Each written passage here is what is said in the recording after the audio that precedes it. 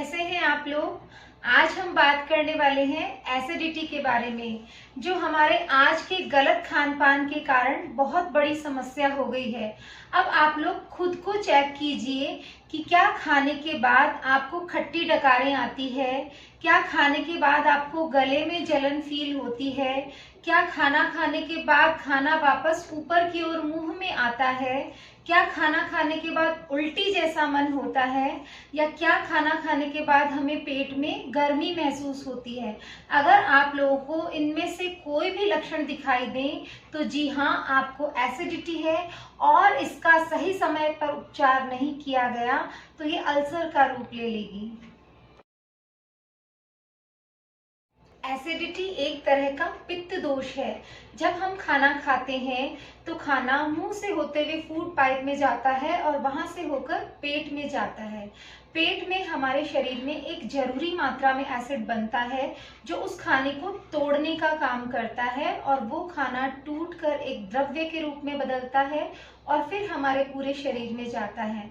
अब ये एसिड हमारे शरीर में, हमारे पेट में जरूरत से ज्यादा बनने लगे तो जलन तो होगी ही, एसिडिटी की प्रॉब्लम तो होगी ही, क्योंकि एसिड की एक बूंद भी अगर हमें टच कर जाए तो हमें जलन होती है। तो शरीर में अगर जरूरत से ज्यादा एसिड बनेगा तो जलन होना मुमकिन है। अब ऐसे कौन से कारण हैं जिनकी वजह से हमें एसिडिटी बनती है, आइए वो भी देख लेते हैं। एक छोटी सी लाइन में अगर मैं कहूँ तो हरी, वरी और तरी, ये तीन मेन कारण हैं एसिडिटी के। हरी का मतलब अगर आप लोग समझ रहे हो हरी सब्जी वो नुकसान करती है, तो जी नहीं, हरी सब्जी तो बहुत फायदा करती है। हरी का मतलब है जल्दी जल्दी खाना खाना, बिना चबाए भोजन करना। वरी का मतलब है तनाव, चिंता और प्रेशर, और तरी का मतलब है ऑयली फूड खाना। इसके अलावा लंबे समय तक भूखा रहना, खाना खाते ही लेट जाना, इन सब से भी हमें एसिडिटी की प्रॉब्लम हो सकती है, तो हमें इनको अवॉइड करना है। उसके अलावा मैं आपको बताऊंगी कुछ आसन, प्राणायाम और होम रेमेडीज जिनको अगर हम डेली लाइफ का हिस्सा बना लें तो इस समस्या से छुटकारा पा सकते हैं।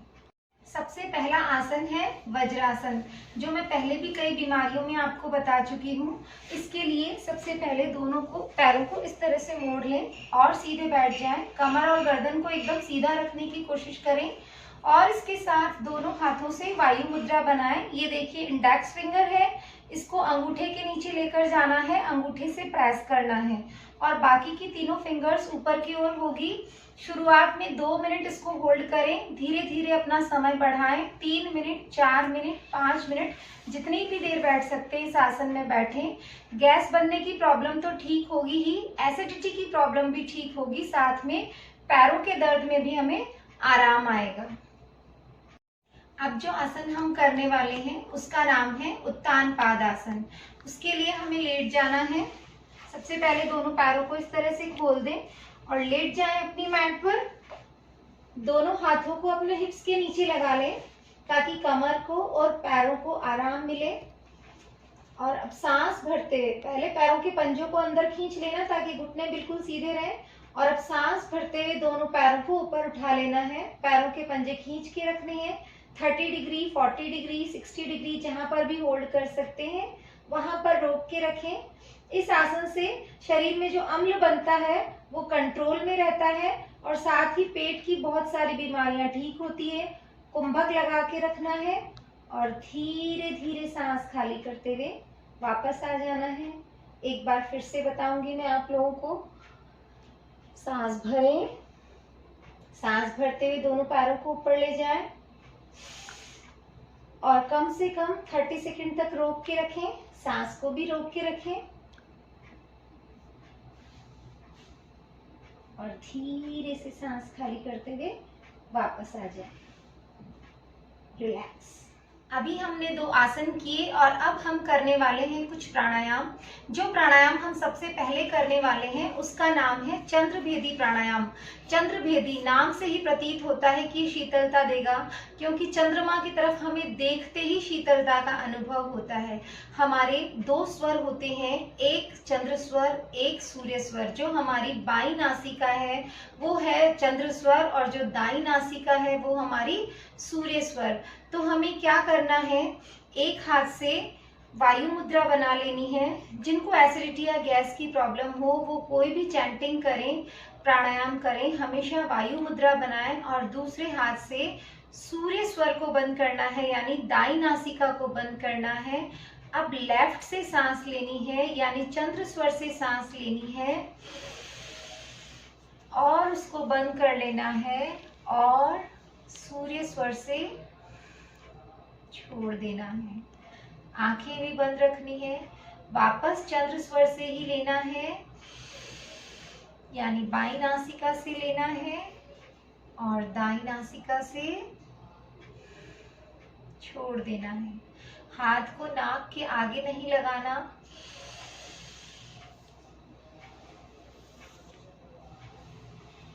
और फिर से सूर्य स्वर से छोड़ देना। एक बार फिर से बाएं स्वर से सांस ली और दाएं स्वर से छोड़ दी।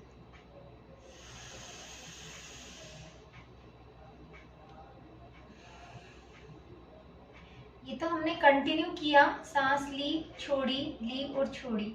अब हम इसको कुंभक लगाकर करने वाले हैं एक और तरीके से। इसमें क्या करना है, हम आंतरिक और बाहरी दोनों कुंभक लगाएंगे। यानी आंतरिक कुंभक मतलब हमें सांस को अंदर रोक के रखना है, और बाहरी कुंभक यानी जब हम सांस बाहर छोड़ दें तो बिना लिए कितनी देर रह सकते हैं। कुंभक हमारे पेट की बीमारियों के लिए बहुत फायदेमंद होता है। तो चलिए एक बार फिर से शुरू करते हैं। अभी आप आंख खोल के देख लीजिएगा, जब समझ आए तो आंख बंद करके कीजिएगा। दाएं स्वर मैंने बंद किया है, बाएं से श्वास भरी, उसको बंद किया और अंदर कुंभक लगा के सांस को रोक के रखा है और धीरे धीरे उसको सूर्य स्वर से छोड़ देंगे। अब हम बाहरी कुंभक लगा के रखेंगे। थोड़ी देर बिना सांस लिए रहना है और उसके बाद वापस बाएं स्वर से सांस भरेंगे, सांस को अंदर रोक के रखेंगे और फिर से दाएं स्वर से छोड़ देंगे। फिर जितनी देर कोशिश करें बिना लिए रहना है और उसके बाद फिर से बाएं स्वर यानी चंद्र स्वर से सांस लेना है, अंदर रोक के रखना है और सूर्य स्वर से निकाल देना है। हमने ये प्राणायाम दो तरह से किया। चंद्रभेदी प्राणायाम अम्ल की, जलन की, गर्मी की, छालों की जितनी भी प्रॉब्लम होती है उन सब में आराम देता है चंद्रभेदी प्राणायाम। अभी जो मैंने आपको चंद्रभेदी प्राणायाम बताया वो मैंने 3-3 बार करके बताया है, लेकिन आपको इसको समय बढ़ाते हुए शुरुआत में 3 मिनट और फिर 5 मिनट तो कम से कम डेली करना ही है। और अब जो प्राणायाम हम करने वाले हैं उसका नाम है शीतकारी प्राणायाम।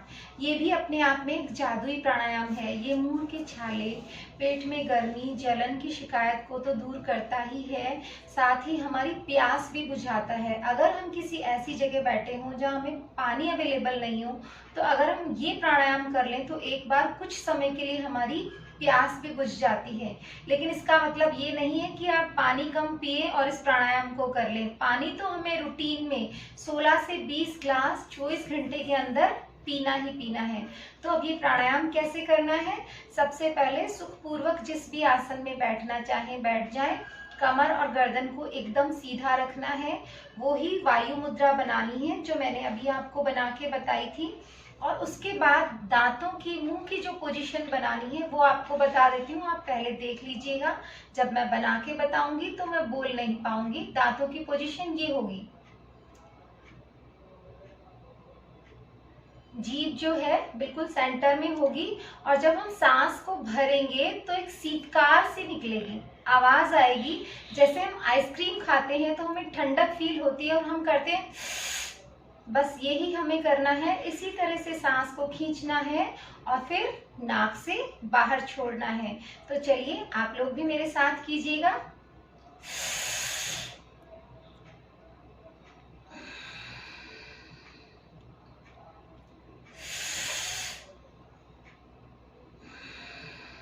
एकदम एंजॉय करते हुए कीजिएगा। माथे पर किसी भी तरह का तनाव या स्ट्रेस नहीं लाना। एक बार फिर से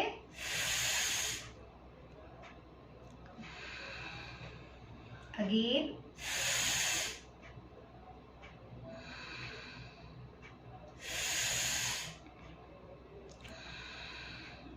एक बार फिर से।